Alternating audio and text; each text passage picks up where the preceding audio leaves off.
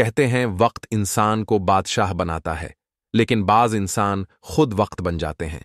یہ کہانی ایک ایسے شہزادے کی ہے جس نے اقتدار سے زیادہ انسانیت کو چنا اور اپنا نام تاریخ کے سنہرے اوراق میں لکھوا دیا۔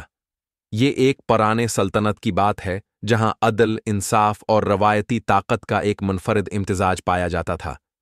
اس سلطنت کا ولی عہد شہزادہ زید تھا، خوبرو، ذہین اور نرم دل۔ بچپن سے ہی اس نے محل کے آرام کو کبھی دل سے قبول نہیں کیا۔ جب بھی محل کی اونچی دیواروں سے باہر نظر پڑتی، وہ سوچتا، یہاں تو سب خوشحال ہیں، لیکن محل سے باہر لوگ کیسا جیتے ہوں گے۔ شہزادہ زید کو کتابوں سے، علم سے اور عوام کی زندگی سے بہت لگاؤ تھا۔ محل کے درباری اکثر اسے کہتے، عالی جاہ، آپ کو تلوار، جنگ اور سیاست میں دلچسپی لینی چاہیے، تبھی آپ تخت کے قابل ہوں گے۔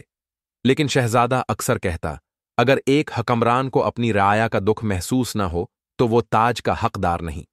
ایک دن بادشاہ نے اعلان کیا کہ زید اب حکمرانی کے لیے تیار ہے اور اسے اگلے سال تخت سونپ دیا جائے گا۔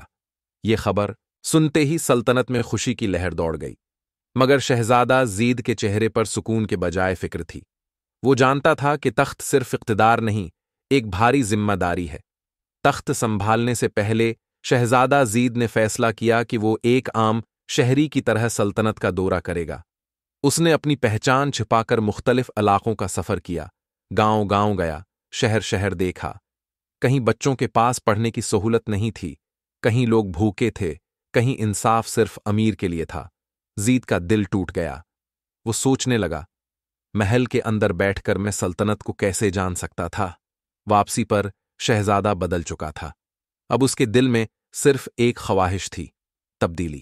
جب اسے تخت پر بیٹھنے کا دن آیا تو سب کو یقین تھا کہ زید اب بادشاہ بنے گا اور روایتی حکمرانی کرے گا، مگر سب حیران رہ گئے جب اس نے اعلان کیا، میں اس وقت تک تخت پر نہیں بیٹھوں گا جب تک ہر شہری کو انصاف نہیں ملے گا، ہر بچہ تعلیم سے محروم نہیں ہوگا اور ہر عورت خود کو محفوظ محسوس نہیں کرے گی۔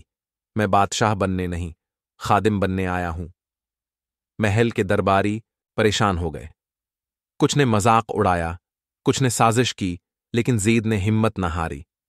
اس نے سب سے پہلے عدالتوں کو درست کیا، قاضیوں کو بدلا، بدعنوان وزیر نکالے اور عوامی مسائل کے حل کے لیے خود گاؤں گاؤں جانے لگا۔